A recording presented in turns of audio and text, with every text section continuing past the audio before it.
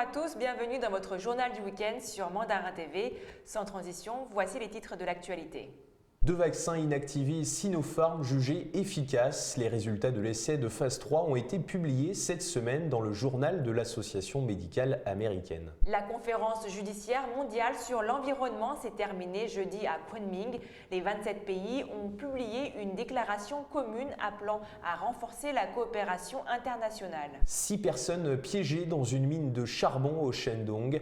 Les opérations de recherche et de secours sont en cours. La France et la Chine coopèrent. Des entreprises des deux pays ont développé un radar de prospection des ressources pétrolières. L'Institut franco-chinois de Lyon fête son 100e anniversaire. Pour l'occasion, des espaces d'exposition sont consacrés à ce lieu de mémoire important pour l'histoire entre les deux pays. Et on commence ce journal avec une étude publiée dans le journal de l'Association médicale américaine cette semaine.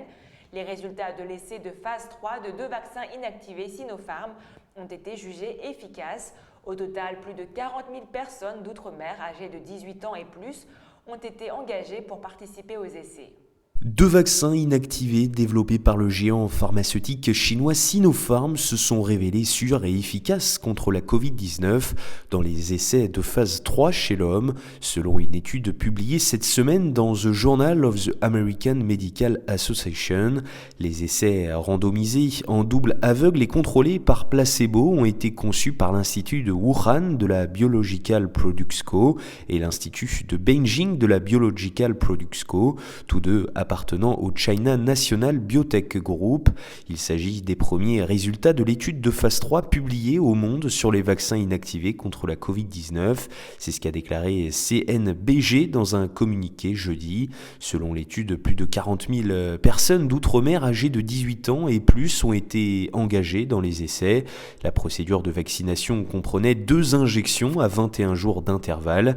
Les souches virales de l'étude ont été isolées chez 2 patients de l'hôpital Jianyintang, un hôpital médical désigné pour le traitement de la Covid-19 à Wuhan et utilisé séparément pour mettre au point les 2 vaccins inactivés.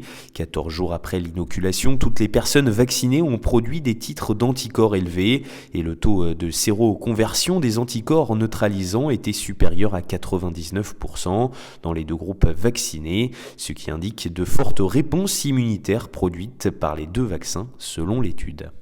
Cette semaine s'est achevée la conférence judiciaire mondiale sur l'environnement à Kunming. Plus de 160 représentants des plus hautes institutions judiciaires de 27 pays se sont engagés à renforcer la lutte contre le changement climatique. Cette rencontre a eu lieu moins de 5 mois avant la tenue de la conférence de l'ONU sur la biodiversité. La conférence judiciaire mondiale sur l'environnement s'est terminée jeudi à Kunming, capitale de la province du Yunnan, dans le sud-ouest de la Chine, par une déclaration commune appelant à renforcer la coopération internationale. Cette rencontre a eu lieu moins de 5 mois avant la tenue de la conférence de l'ONU sur la biodiversité. Plus de 160 représentants des plus hautes institutions judiciaires de 27 pays se sont engagés à renforcer la collaboration internationale pour préserver la biodiversité, lutter contre le changement climatique, ainsi que prévenir et remédier à la pollution.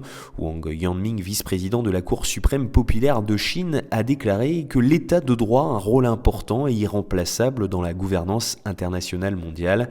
Grâce à un arbitrage ouvert, transparent, juste, efficace, accessible et abordable, nous promouvons conjointement des économies circulaires vertes à faible émission de carbone, de même que le développement durable, et nous travaillons ensemble pour réaliser la vision de vivre en harmonie avec la nature.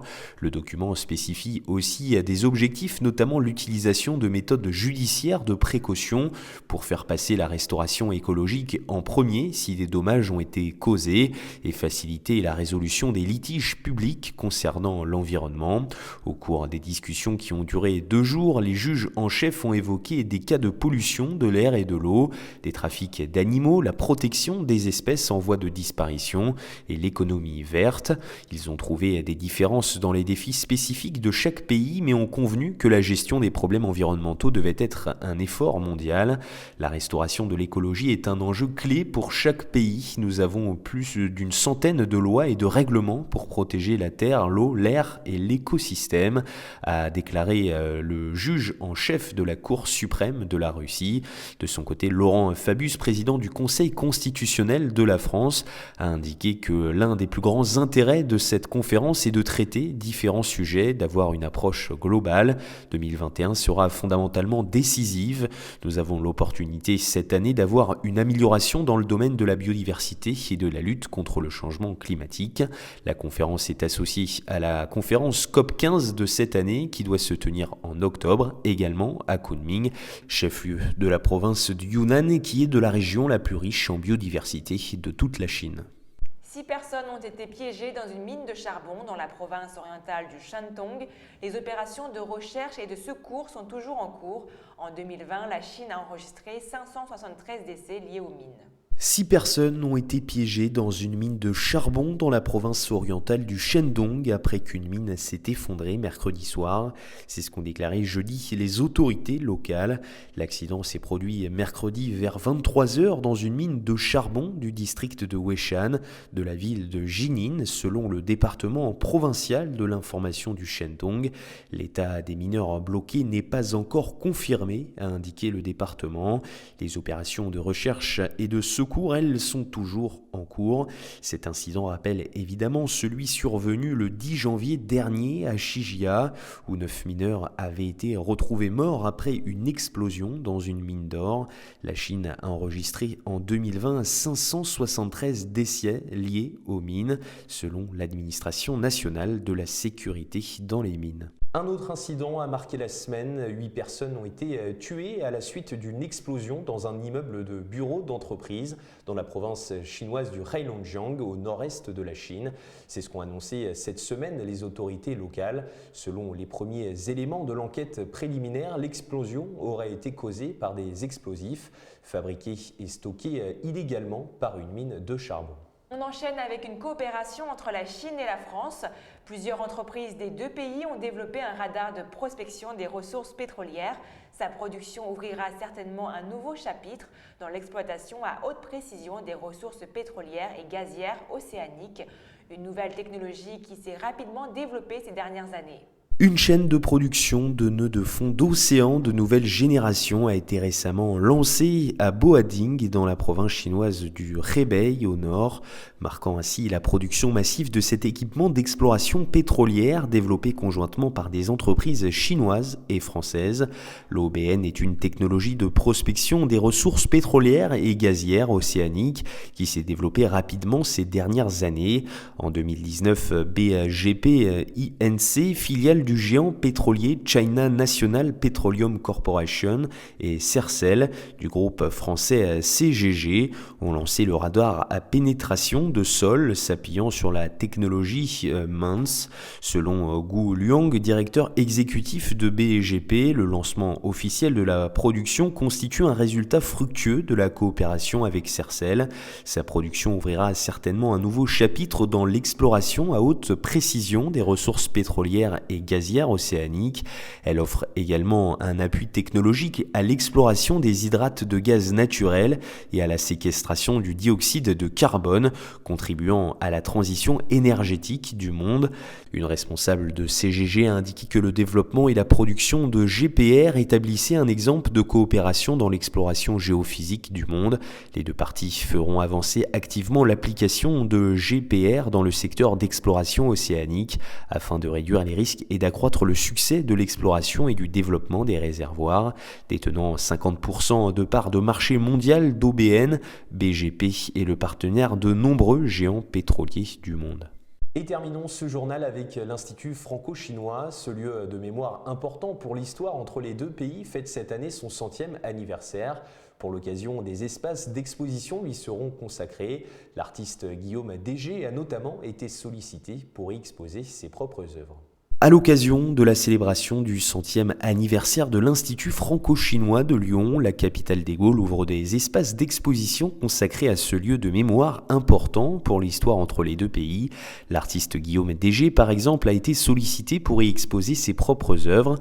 Par ailleurs, une scénographie interactive permet aux visiteurs de naviguer entre les bornes tactiles pour découvrir l'histoire de la fondation de cette première université chinoise hors de Chine. Entre 1921 et 1946, l'Institut franco-chinois a accueilli 473 étudiants. C'est Paul Joubin et Li Jizeng qui sont pour partie à l'origine de ce projet. Dans l'histoire intellectuelle chinoise, la création de cet institut s'inscrit dans l'esprit réformateur du 4 mai 1919. Pour l'élite chinoise d'alors, s'inspirer de la France, la partie de Pasteur et de Poincaré dans le domaine des études supérieures apparaît comme une évidence. Le projet prend corps 3 ans après la fin de la Première Guerre mondiale, et ce à l'instigation de 2 autres hommes, Édouard Herriot et Cai Yongpei.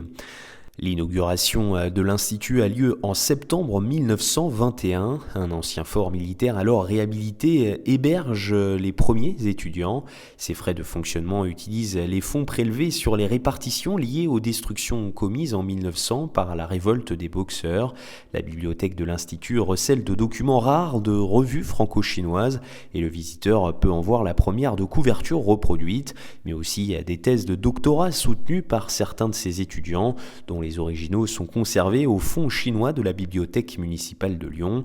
La venue en 2014 du président chinois Xi Jinping à Lyon, puis la mobilisation collective des élus lyonnais et d'acteurs économiques ont abouti à la création de ce nouvel institut sous la forme d'une association loi 1901, présidée par Thierry Latour d'Arthez, PDG du groupe SEB, dont l'appétence et l'expérience chinoise l'ont conduit à chapeauter la structure. Son budget de fonctionnement s'élève aujourd'hui à 500 000 €. Il permet d'écrire un nouveau chapitre de l'histoire du nouvel Institut franco-chinois, un lieu de mémoire mais également d'avenir, comme aime à le préciser sa directrice Candice Duchela. C'est la fin de notre journal. Merci à tous de nous avoir suivis. Et n'oubliez pas de vous abonner à notre chaîne YouTube et de cliquer sur la petite clochette en bas à droite de notre vidéo pour ne rien rater des dernières nouveautés de Mandarin TV. Très bon week-end sur Mandarin TV.